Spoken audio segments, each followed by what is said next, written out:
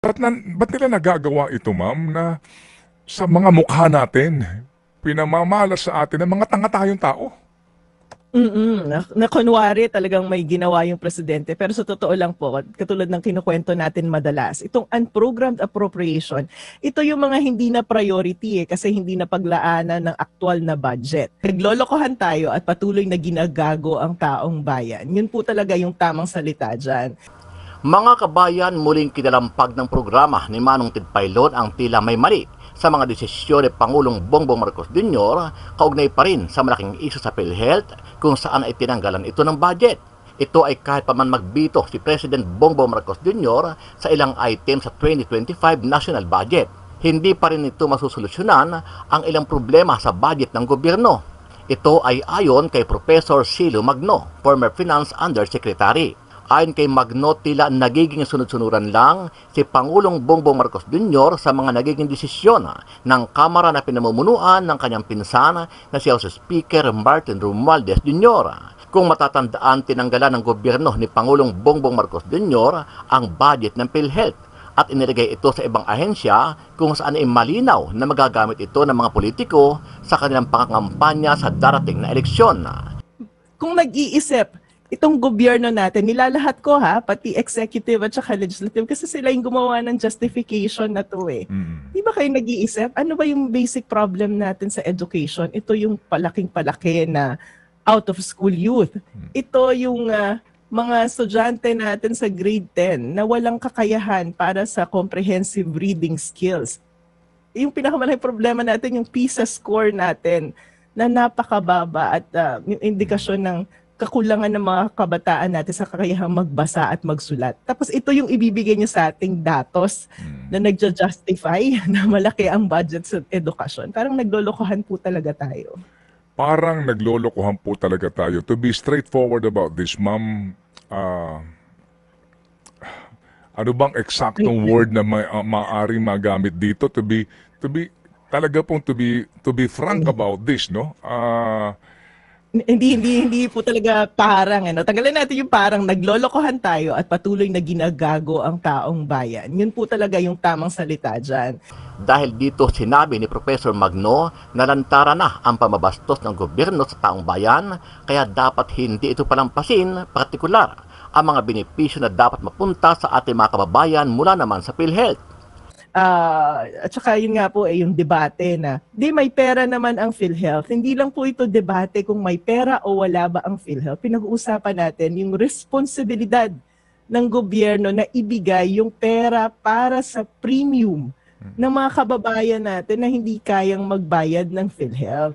At yan po ay nasa batas. So parang ito na naman, pangbabastos ng gobyerno sa taong bayan. Kasi tayong mga mamamayan ay patuloy na nagbabayad ng premium sa PhilHealth dahil automatically deducted yan. Pero yung gobyerno ayaw ibigay yung counterpart niya na may mandato naman ng batas. Sa naging talakayan sa programa ni Manong Ted Pailon, sinabi ni Professor Magno na dudulog sila sa Supreme Court para repasuhin kung karapat-dapat ba ang ipinasa at pinirmahang budget ni Pangulong Bongbong Marcos Jr. para sa taong 2025. Ayon pa kay Magno, hindi tayo dapat pumayag na babuyin at abusuhin ng gobyerno ang ating national budget para lang sa kapakanan ng ilang politiko. Pinag-aaralan po natin yan, yung pagdulog sa Supreme Court tungkol sa constitutionality nitong budget na ipinasa at pinirmahan ni Pangulong Marcos. Opo, but definitely, ma'am, definitely, yun po talaga ang direksyon po natin, ang inyo pong gagawin. Kasi kung klaro ho naman kaninyo, for sure, dudulog kayo sa Supreme Court, kaya po ng inyong ginawa din sa usapin po ng PhilHealth. Yes po, kasi hindi po natin dapat payagan at tolerate na lang itong patuloy na ginagawang pangbababoy sa national budget natin at yung hindi pagsunod sa mga dapat pinaprioritize. Kasi kung hindi natin gagawin yan, ay patuloy na magiging pabor lamang sa mga politiko itong budget na pinapasa nila na galing po yan sa tax na binabayad natin. Ano ang masasabi mo dito, kabayan? Sama-sama nating panuorin ang buong video at pakicomment nyo po ang inyong mga reaksyon at sariling opinyon. Pero bago yan, sa mga hindi pa po nakasubscribe sa ating channel na Kabayan News PH, pakipindot po ang subscribe button at pakiclick na rin ang notification bell para lagi kayong updated sa mga bagong upload natin na legit at napapanahong balita. Maraming pong salamat. Maligayang bati po sa inyo, ma'am, at kami po ay nagagalak sa inyo pong kabayanihan. Sabi ko nga, bagong taon, holiday ngayon, pero ang ating pag-uusapan pa rin ay bayan. Mabuhay ka and Happy New Year, Professor Cielo Magno. Well, sa national budget po natin, on the macro side, umpisa pa lang po kasi sinasabi natin na kahit mag-veto ang presidente, ay hindi nito ma-address o ma-cure o masosolve yung mga unang problema na pinoint out natin dun sa budget. Kasi lalong-lalo na po yung sinasabi natin na dapat priority ang education at hindi infrastructure. Nakakatuwa nga po kasi yung mga veto na ginawa ng presidente, halimbawa yung 26 billion, ay malinaw na malinaw lamang na gustong iwasan itong posibleng constitutional question sa prioritization ng edukasyon para mapaliit ng kaunti yung budget ng DPWH. Pero kapag hinimay nyo naman po, sorry po na ako sa paghimay pag hinimay nyo naman, ano ba yung mga sinasama sa budget ng edukasyon? Ay talagang pakamot ka na lang na ulo kasi pati budget sa PMA, sinama nila dito, pati yung budget sa Philippine Police Academy, sinama nila dito, pati yung budget sa training ng public safety natin, local government academy, sinama nila dito. Kaya nga, nung isang araw nagbibiro ako, sabi ko, ano ba yung ginawa nila para i-compute yung budget for education? Word search ata dun sa budget document, hinanap yung may Academy, Institute, College, tapos inad nila lahat. Pero sa totoo lang po, ang sa akin kasi, kapag pinag-uusapan natin ang usapin ng edukasyon, babalik tayo, ano ba yung basic problem natin sa edukasyon? Ito ay yung extent ng literacy at numeracy, yung skills ng ating mga kabataan tungkol sa basic education. At napakalaki po ng problema natin dyan. Ngayon kung titingnan natin na yan ang problema natin, ang susunod na tanong, ano sa mga budget natin sa edukasyon ang tumutugon dyan sa problema na yan? Hindi ko po sinasabing hindi importante yung budget ng PMA, pero yung budget po ng PMA ay hindi pasok dun sa pag-solve ng problem natin sa basic education. Yan po ay national defense. Kaya kitang-kita naman po natin yung pag-stretch ng administrasyon na to para i-justify na hindi malaki pa rin yung budget natin for education. So yun po yung unang-unang kritisismo ko kasi yan yung makikita natin may constitutional question pa rin. Yung pangalawa po ay sinasabi naman po natin na sa veto power ng presidente ay hindi talaga pwedeng magdagdag ng budget do sa mga sektor na nabawasan ng budget. Kaya sa tingin po natin, itong nangyari na to ay very cosmetic lamang ang changes. Opo, very cosmetic lamang ang changes at ang gustong palabasin kaninyo, ma'am, compliant ito sa ating saligang batas sa usapin nga ng pagbibigay ng mas malaking pondo budget para po sa edukasyon. So basically, ma'am, hindi naman nagalaw yung pong inaprubahan na po na versyon na 737 billion for Education Department. Tama po. Kasi hindi po maaaring magdagdag ng additional, hindi po maaaring magkaroon ng additional budget. Hindi po, wala po sa kapangyarihan ng presidente ang magdagdag ng budget. Maaari lamang po siyang magtanggal. So, ang nangyari, binawasan lang po niya ng 26 billion itong DPWH. Hindi siya pwedeng magdagdag sa DepEd. Tapos ito nga pong lumalabas na breakdown nila nung sinasabi nilang education sector. Inisa-isa ko nga po kasi sinama nila yung PMA kasi baka naman sabihin, 'di ba? May academy din naman yan, may gumagraduate din naman sa PMA. Pero kapag tinignan niyo, ano ba yung main objective ng PMA? Ito ay tugon sa national security threat para magkaroon tayo ng mga graduate na military para sa armed forces. Philippine National Police Academy, tama, academy, nagbibigay din naman sila ng diploma, pero ang pangunahing objective po ng Philippine National Police Academy ay public safety. Philippine Public Safety College, ito ay continuous training ng ating mga PNP, Bureau of Fire Protection at saka Jail Management and Penology. Ganun pa rin po yung iba. Inisa-isa ko talaga siya. National Defense College. Ito ay institusyon na nag-aaral tungkol sa national defense. Local Government Academy. Ito ay training center para sa nating local government officials. So, kung nag-iisip, itong gobyerno natin, nilalahat ko pati executive at saka legislative kasi sila yung gumawa ng justification na to Di ba kayo nag-iisip? Ano ba yung basic problem natin sa education? Ito yung palaking-palaki na out of school youth. Ito yung mga estudyante natin sa grade 10 na walang kakayahan para sa comprehensive reading skills. Yung pinakamalaking problema natin, yung PISA score natin na napakababa at yung indikasyon ng kakulangan ng mga kabataan natin sa kakayahang magbasa at magsulat. Tapos ito yung ibibigay nyo sa ating datos na nagja-justify na malaki ang budget sa edukasyon. Parang naglolokohan po talaga tayo. Parang naglolokohan po talaga tayo. To be straightforward about this, ma'am, ano bang eksaktong word na maaaring magamit dito to be talaga pong to be frank about this, no? Hindi po talaga parang tanggalin natin yung parang naglolokohan tayo at patuloy na ginagago ang taong bayan. Yun po talaga yung tamang salita dyan. At ito pa nga po yung nakakatawa. Tingnan nyo yung 26 billion na vinito ng presidente. Malinaw na ito ay yung mga flood control projects ng siningit ng mga congressman at senador. Pero babalikan natin, magkano yung talagang isiningit sa BICAM? Ito ay umaabot ng halos 289 billion pesos. Di po ba? Opo, At ang opo. vinito lang ay 26 billion. Mukha talagang naghirap yung presidente. Inisa-isa. Para tingnan kung sino ba sa mga congressman at mga senador ang matatapyasan ng kanilang pet project. Pero katulad po ng sinasabi natin, itong budget na to ay talagang pro-politician. Kasi sa 289 billion na sinaksak ng mga pork barrel projects, talagang 26 billion lang ang natanggal ng presidente. At talagang tinanggal lang niya yung 26 billion para kunwari ay mas malaki na yung education pero sa DPWH, mas malaki na yung education compared to DPWH. So that's one problem. Another problem, ito po yung matagal na natin pinag-uusapan, yung sa PhilHealth.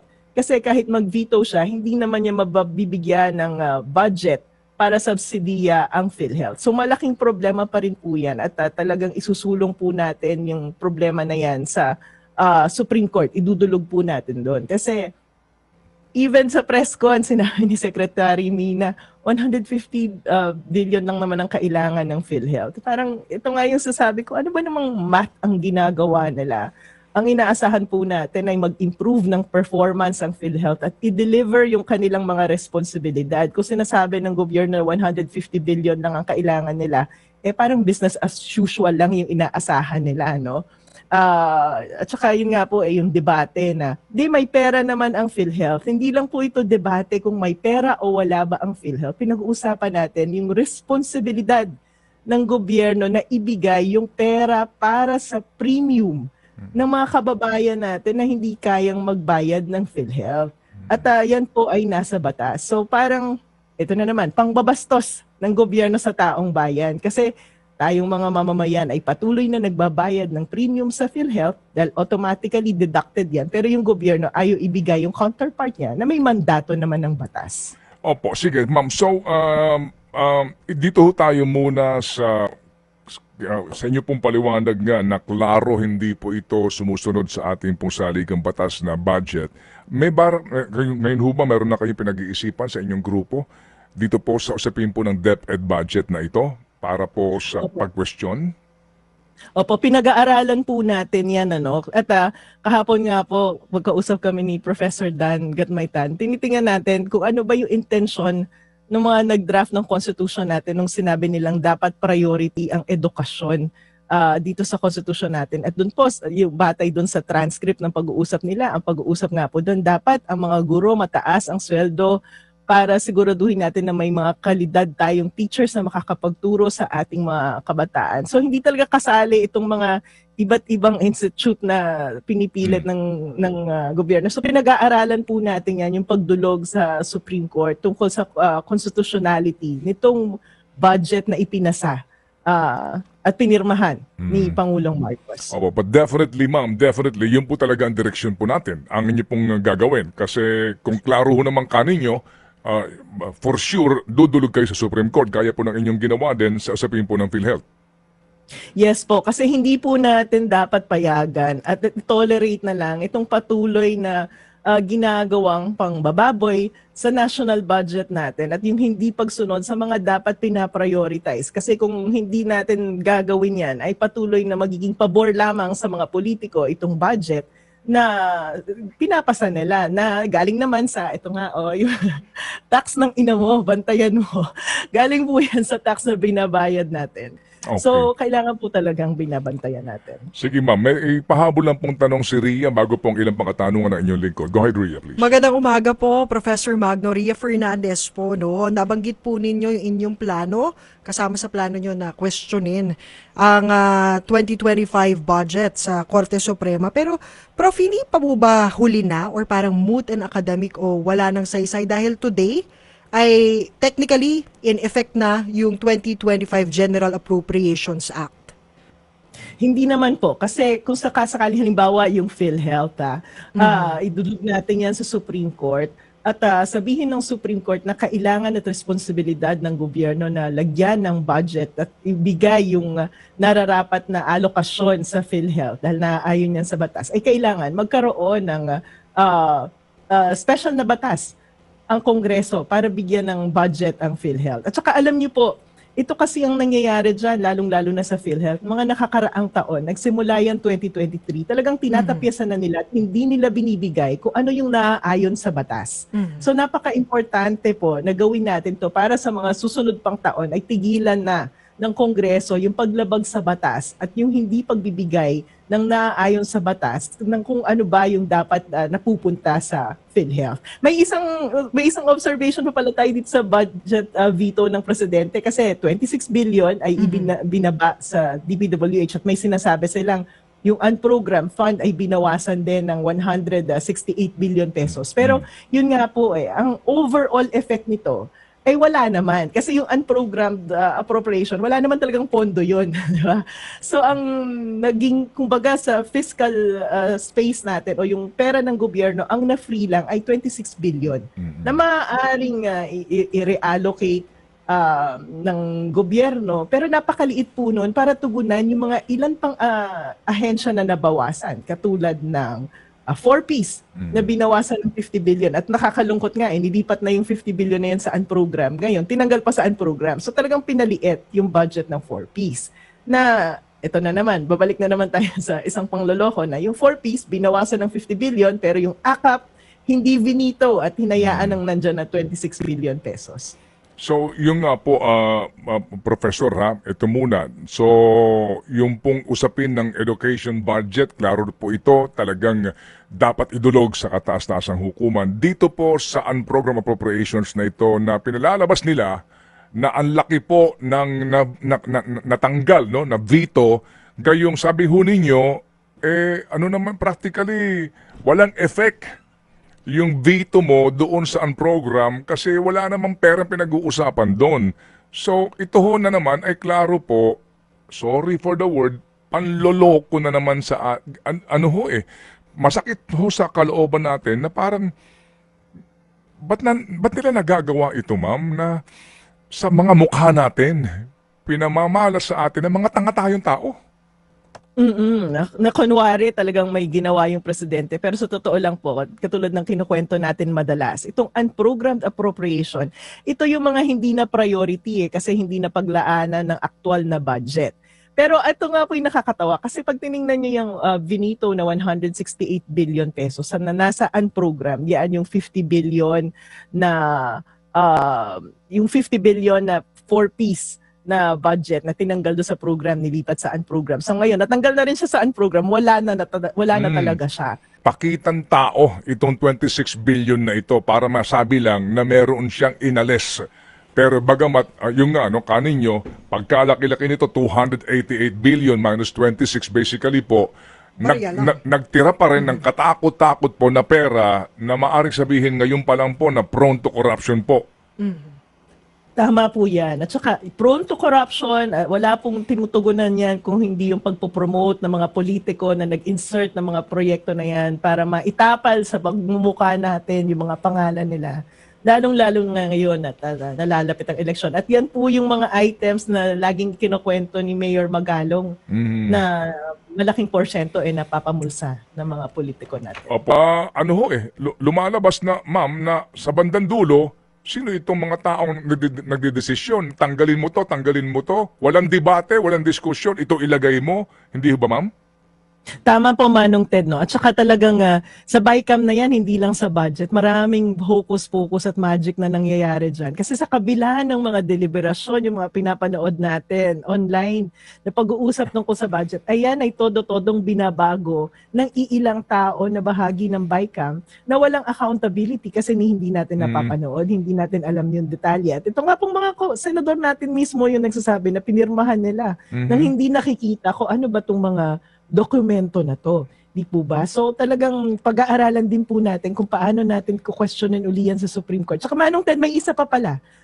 Kasi nakikita natin dito sa budget. Alam niyo po, ang trabaho talaga ng mga senador at congressman natin ay ipasa lang ang budget, hindi po ba? At ang implementasyon niyan ay dapat nasa national government. So tinitingnan din po natin itong MAIP, 'di ba? Kasi ang bago ka makakuha ng medical assistance, kailangan mo muna ng guarantee letter ng isang politiko. Eh di ba parang malinaw na intervention na yan at pakikialam ng mga legislators natin sa implementasyon ng project. Bakit kailangan pa yung sulat nila bago tayo makakuha ng health assistance? So baka maaari din pong questionin yung legality ng paghihingi pa ng guarantee letter bago ma-implement ang isang programa. So pag-aaralan din po natin yan.